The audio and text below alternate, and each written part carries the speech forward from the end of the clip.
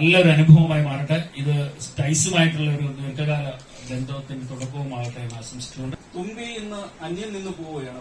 പല സ്പീഷീസും ഡേഞ്ചറസ് ആയ ലെവലിൽ അവന്റെ പോപ്പുലേഷൻ താഴ്ന്നു പോയിരിക്കുകയാണ്. കാരണം അത് മനുഷ്യനാണ് അതിന്റെ ഏറ്റവും കാരണം.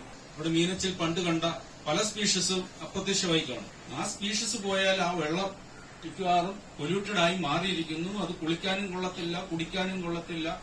ആ അവസ്ഥയിലായിരിക്കുകയാണ്. നിങ്ങള് മൃഗങ്ങളോടും പക്ഷികളോടും ബട്ടർഫ്ലൈസിനോടും വേണ്ട ഒരു പുൽപ്പൊടിയോട് പോലും നിങ്ങളൊരു കമ്പാഷനും കാണിക്കണം. വാട്ടറിന്റെ ഇൻഡിക്കേറ്റേഴ്സ് ആണ്, വെള്ളത്തിന്റെ സൂചകങ്ങളാണ് ഈ തുമ്പികൾ എന്ന് പറയുന്നത്. അപ്പൊ അതിന്റെ ഇമ്പോർട്ടൻസ് എന്തൊക്കെയാണെന്ന് നമുക്കൊന്ന് നോക്കാം.